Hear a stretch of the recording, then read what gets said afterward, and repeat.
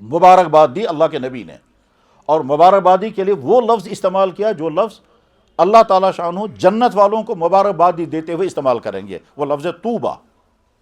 جب جنت والوں کو مبارکباد دی جائے گی اللہ کی طرف سے یا فرشتوں کی طرف سے، لفظ طوبہ بولا جائے گا، یہ ٹرم ہے وہاں کی۔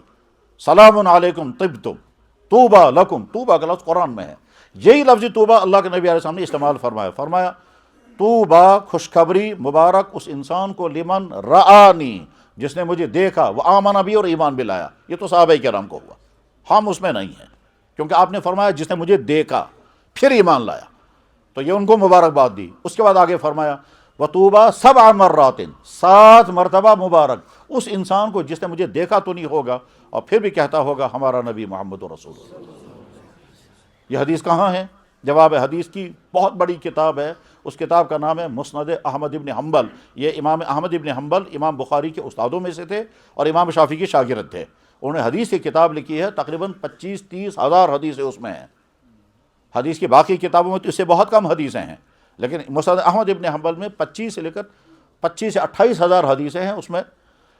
اس میں یہ کتاب حدیث موجود ہے جس میں اللہ کے نبی علیہ السلام فرما رہے ہیں طوبیٰ لمن رآنی وآمن بی وطوبیٰ 7 مرات لمن لم یرانی وآمن بی، 7 مرتبہ مبارک اس انسان کو جس نے مجھے دیکھا اور ایمان قبول کی، نہیں 1 مرتبہ مبارک اس انسان کو جس نے مجھے دیکھا اور ایمان قبول کیا، اور 7 مرتبہ مبارک اس انسان کو جس نے مجھے نہیں دیکھا ہوگا پھر بھی ایمان قبول کیا ہوگا۔ اس پر سوال پیدا ہو جائے گا ان کو 1 مرتبہ اور ہمیں 7 مرتبہ کیوں؟ تو جواب ہے انہوں نے دیکھا پھر مانا، ہم نے نہیں دیکھا، ہم نے نہیں دیکھا پھر بھی ہم نے مانا، تو دیکھا نہیں تو مانا کیوں؟ تو اس کی لمبی ڈیٹیل ہے۔ اللہ نے اعلان کیا میرا نبی، سارے نبیوں نے اعلان کیا یہ نبی، فرشتوں نے اعلان کیا یہ نبی، پھر لاکھوں انسانوں نے اس نبی کو دیکھا اور مانا، ان لاکھوں انسانوں نے اپنے سے زیادہ بڑے لاکھوں انسانوں تک وہ میسیج پہنچایا، پھر وہ میسیج چلتے چلتے ہم تک پہنچا، تو لاکھوں انسانوں کے ذریعے سے ہم تک وہ میسیج پہنچا ہے۔ اور ادھر سے اللہ نے ہم کو مسلمان کے گھر میں پیدا کیا، ہم جب شعور کی حالت میں آئے تو ہم نے دیکھا کہ ہاں وہ اللہ جس اللہ نے اپنا تعارف تمام نبیوں کے ذریعے کرایا، اس اللہ نے اپنے نبی بھیجے تھے، آخری نبی محمد رسول اللہ کو بھیجا، اللہ نے اعلان کر دیا میرا نبی ہے، فرشتوں نے اعلان کیا، سارے نبیوں نے کہا، پھر اس کے معجزات نے ظاہر کیا، پھر مخلوقات نے گواہی دی، یہاں تک کہ پتھروں نے بھی گواہی دی اور وہ ریکارڈ میں موجود ہے، پھر اس کا کیریکٹر ہم سب کے سامنے ہے۔ اور اللہ کے نبی نے لوگوں سے کہا فقط لبثت فیکم عمرا من قبلی، اے انسانوں تم مجھے دیکھو، میں نے ساری زندگی تمہارے سامنے گزاری ہے، میری زندگی میں کوئی اخلاقی کمی پائی تم نے؟ اس نبی کو لاکھوں نے مانا، اور وہ اس دنیا کے سب سے سچے لوگ تھے صحابہ کرام، پھر ان لاکھوں نے لاکھوں کو، اور تو ہوتے ہوتے یہ سارا میسیج ہم تک پہنچا، اس لیے ہم اللہ کو مانتے ہیں۔ ہم دنیا کی بے شمار چیزوں کو مانتے ہیں صرف اس لیے کہ ہم تک وہ بات پہنچی ہم نے دیکھی نہیں۔ جتنے شہروں کو ہم مانتے ہیں وہ شہر ہم نے دیکھے نہیں ہیں، جتنے انسانوں کو ہم مانتے ہیں وہ ہیں حالانکہ ہم نے دیکھے نہیں ہیں، حصے کے بے شمار انسانوں کو ہم کہتے ہیں فلانا بھی تھا حالانکہ ہم نے دیکھا نہیں۔ میں ایک مرتبہ مدراس میں تھا، وہاں کشمیری کے طالب علم ملا، طالب علم نے وہ جاب کر رہے تھے وہاں، کہنے لگے جی میں پوچھنا چاہتا ہوں، میں نے کہا کہیے، کہنے لگا ناراض نہیں ہونا، میں نے کہا کوئی ناراضگی نہیں، فرمائیے۔ کہنے لگے جس کو ہم نے دیکھا نہیں اس کو ہم مانیں گے کیوں؟ میں نے کہا کون؟ کہنے لگا اللہ۔ ہم نے دیکھا نہیں ہم مانیں گے کیوں؟ تو میں نے کہا اگر کرائٹیریا یہی ہے پہلے دیکھیں گے پھر مانیں گے تو میں آگے ڈیٹیل بتاتا ہوں، ان کو تفصیل سے سمجھایا۔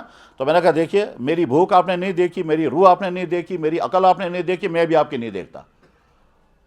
10-20 مثالیں ایسے ہی دی، پھر ساتھ میں یہ کہا جن بے شمار انسانوں کو آپ مانتے ہیں، مثال دینے کے لیے اس کو میں نے کہا آپ مانتے ہوں گے شیکسپیئر بہت بڑا انگریزی کا رائٹر تھا، ہاں آپ نے دیکھا نہیں ان کو؟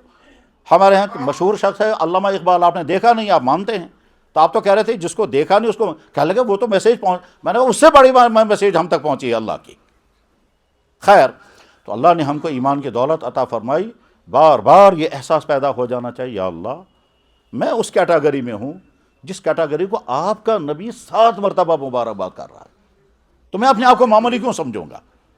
میں تو بہت سپیریئر ہوں اس دنیا کا کہ میں ایمان والا ہوں، میں اللہ کو ماننے والا ہوں، اس اللہ کو جس نے یہ کائنات بنائی، کسی اور کو نہیں۔ میں مخلوق کو اللہ نہیں مانتا، میں مخلوق کے سامنے سر نہیں جھکاتا، میں نہ سورج کے سامنے، نہ زمین کے سامنے، نہ چاند کے سامنے، نہ جانور کے سامنے، نہ اپنے ہاتھ سے بنائے ہوئے کسی، نہیں، ہم اس اللہ کو مانتے ہیں جس ساری کائنات کا خالق ہے۔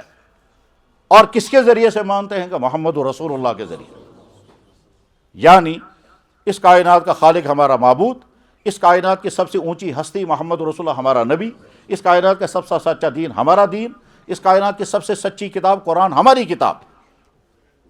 ان میں سے نہ معبود اللہ کے برابر کوئی ہو سکتا ہے، نہ نبی محمد رسول اللہ کے برابر ہو سکتا ہے، نہ کتاب قرآن کے برابر کوئی ہو سکتی ہے، نہ مذہب کوئی کلام کے برابر کوئی۔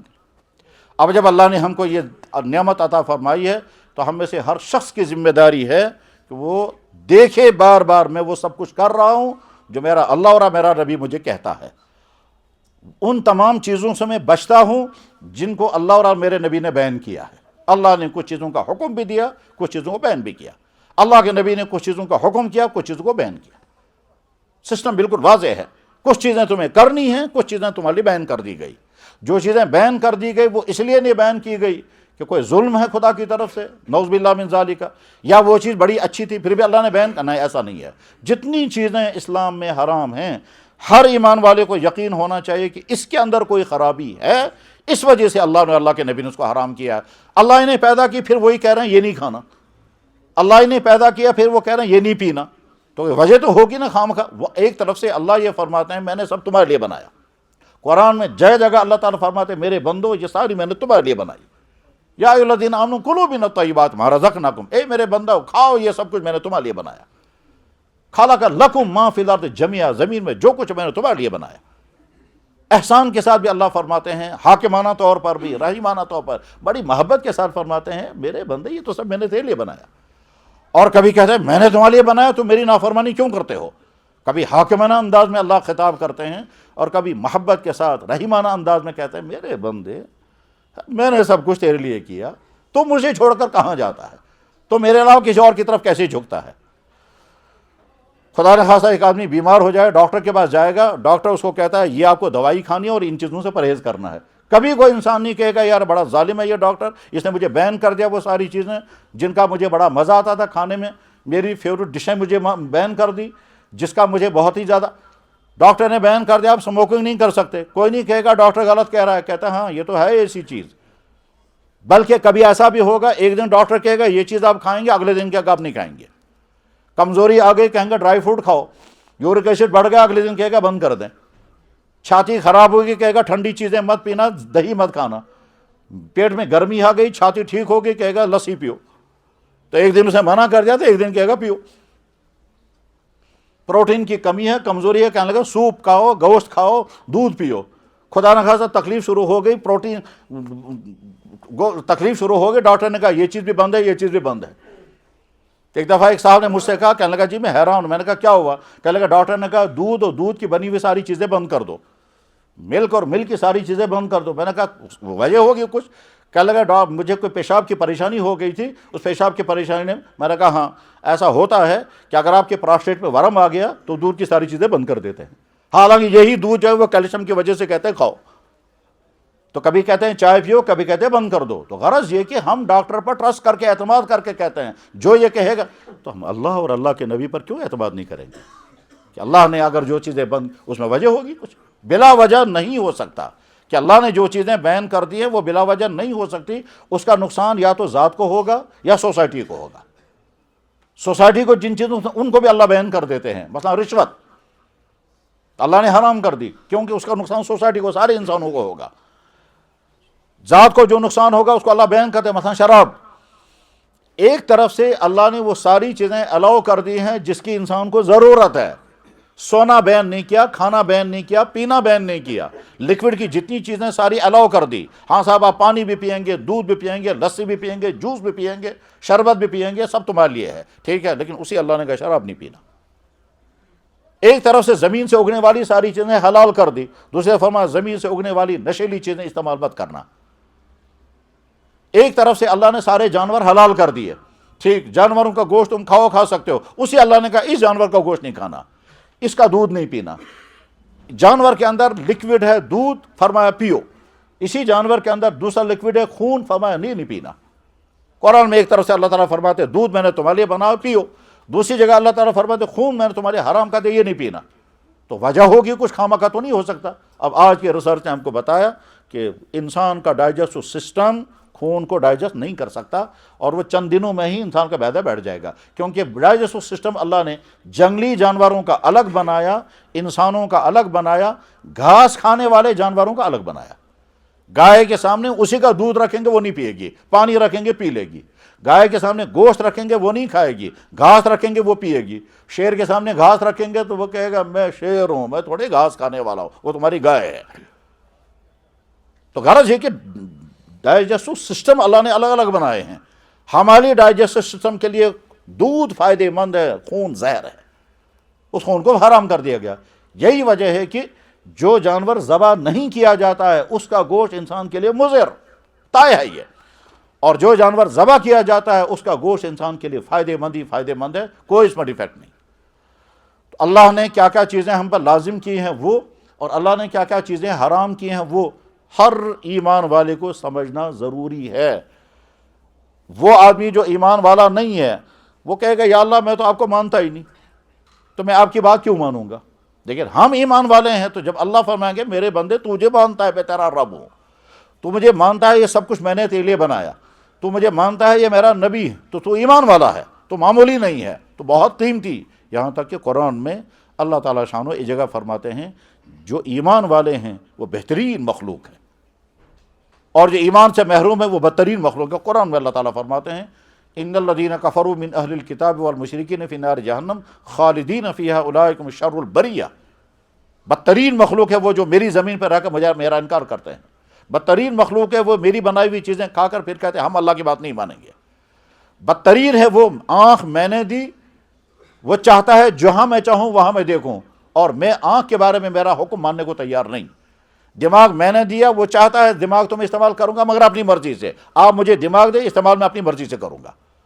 یا اللہ جوانی آپ مجھے دے دیں مگر جوانی کا استعمال میں اپنی مرضی سے کروں گا۔ یا اللہ عہدہ مجھے ملنا چاہیے مگر عہدے کے استعمال میں اپنی مرضی سے کروں گا۔ یا اللہ روزگار مجھے ملنا چاہیے مگر روزگار کمانے کا طریقہ میرا اپنا ہوگا، روزگار میں دوں گا اور استعمال کا طریقہ تمہارا اپنا۔ اسی کو اللہ فرماتے ہیں تو نمک حرامی ہے کہ میں دوں گا اور تم کہو کہ نہیں، چیز آپ کی، آرڈر میرا اپنا چلے گا، جہاں جیسے میں چاہوں استعمال کروں گا۔ ان الذین کفروا من اہل الکتاب والمشرکین فی نار جہنم خالدین فیہا اولئک هم شر البریہ، بدترین مخلوق ہے۔ اور ان الذین آمنوا وعملوا الصالحات اولئک هم خیر البریہ، وہ بہترین مخلوق۔ اللہ نے ہم کو ایمان والا بنایا، ہماری ذمہ داری اب کیا ہیں؟ نماز ہر ایمان والے پر فرض ہے، کسی حال میں معاف نہیں۔ ہر آدمی اپنے آپ کو میٹر لگا کے دیکھے کیا حالت ہے۔ زکوٰۃ ہر مالدار پر فرض ہے، ہر آدمی میٹر لگا کے دیکھے میں زکوٰۃ ٹھیک طرح سے ادا کر رہا ہوں یا نہیں۔ روزہ رمضان آتا ہے فرض ہے، ہر آدمی میٹر لگا کے دیکھے ان کی حالت کیا ہے۔ حج فرض ہے ہر ایمان والے پر بشرطے کہ اتنی مالی پوزیشن ہو۔ اگر حج فرض ہو چکا ہے اور اس میں کوتاہی ہو رہی ہے تو بہت خطرناک حدیث ہے، بہت ہی خطرناک حدیث ہے، جس میں اللہ کے نبی نے فرمایا جس پر حج فرض ہو چکا ہو، رکاوٹ کوئی نہ ہو، پھر بھی وہ حج نہ کرے تو مجھے کوئی پرواہ نہیں، وہ چاہے یہودی مرے یا نصرانی مرے۔ تو ہر مرد اور عورت اپنے، یہ تو ہوا چیپٹر نمبر 1۔ اس کے بعد آگے اللہ نے اور اللہ کے نبی نے حکم دیا اپنے ماں باپ کے ساتھ بہتر سلوک کرو۔ تو ہر آدمی کو دیکھنا ہے میرے ماں باپ اگر زندہ ہے میرا رویہ ان کے ساتھ کیا ہے۔ میں ان کا وہ بیٹا ہوں جس پر میرے ماں باپ فخر کرتے ہیں، یا میں وہ بیٹا ہوں جس کے متعلق میرے ماں باپ تنہائیوں میں آنسو بہاتے ہیں، یہ کیوں اتنے چوہے سے۔ تو ایک صاحب نے مجھے ابھی چند دنوں پہلے فون پر روتے ہوئے بتایا، میں نے دیکھا بھی اس وقت کو، کہنے لگا جناب ایک ہی بیٹا ہے، میں نے بڑی محبتوں سے پڑھایا لکھایا، زمین بیچی، ہائی تعلیم دلوائی، ٹھیک اسکالر بن گیا، پی ایچ ڈی ڈگری بھی ہولڈر، اس کے بعد پھر بہت اچھی جاب لگ گئی، بہت اچھا ملازم بن گیا۔ اس کے بعد ہم کو کہتا ہے یار گاؤں میں نہیں رہ سکتا، بیوی کو لے کر کے چلا گیا، ہم 2 بوڑھے میاں بیوی ہیں، اب ہم کیا کریں گے؟ پھر ساتھ میں کہتا ہے اکو نیچو کاش ایسے میں نہ میچو، کاش وہ ایسا بچہ نہ ہوتا۔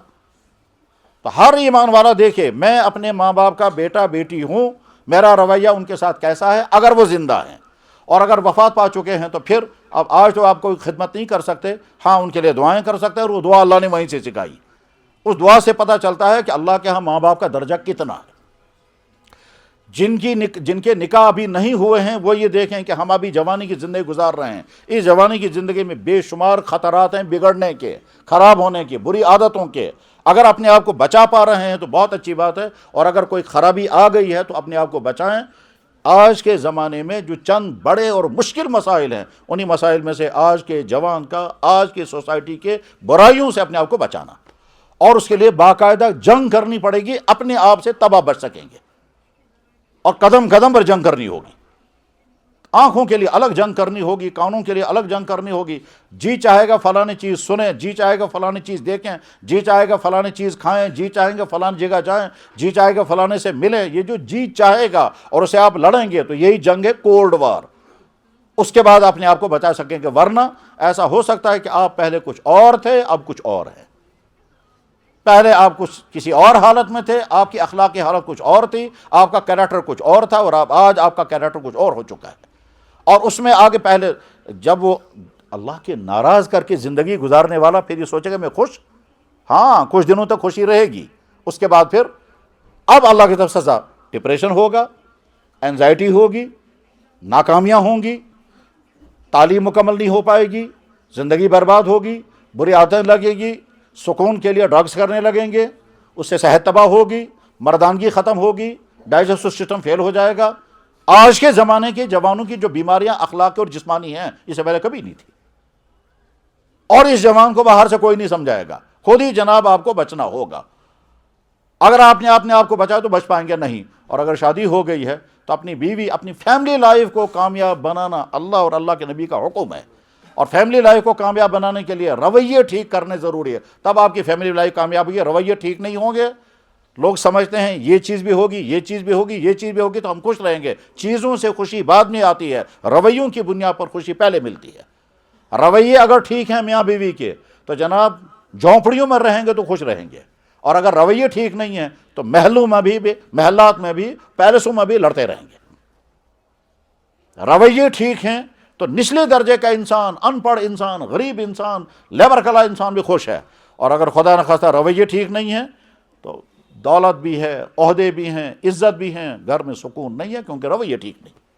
پہلے رویے چاہیے، اپنے رویے ٹھیک کرنے کا مزاج بنانا۔ اللہ کے نبی علیہ الصلوۃ والسلام چاہتے یہ تھے کہ میرے امتی کا ہر گھر خوشیوں والا گھر بنے، اس لیے مردوں کو الگ حکم دیتے تھے، عورتوں کو الگ حکم دیتے تھے، شوہروں کو کہتے تھے بیویوں کے ساتھ ایسے گزارو، فرمایا کیا تم میں سب سے بہتر انسان ہے جو بیوی کے ساتھ اچھا سلوک کرے، اور عورتوں کو فرمایا اگر انسانوں کے لیے سجدہ کرنا جائز ہوتا تو میں عورتوں کو حکم کرتا اپنے شوہروں کو سجدہ کرے۔ سجدہ کرنے سے بڑھ کر تو کوئی عمل ہے ہی نہیں، ابسولوٹلی آنکھ بند کر کے شوہر کے ماتحت رہنا۔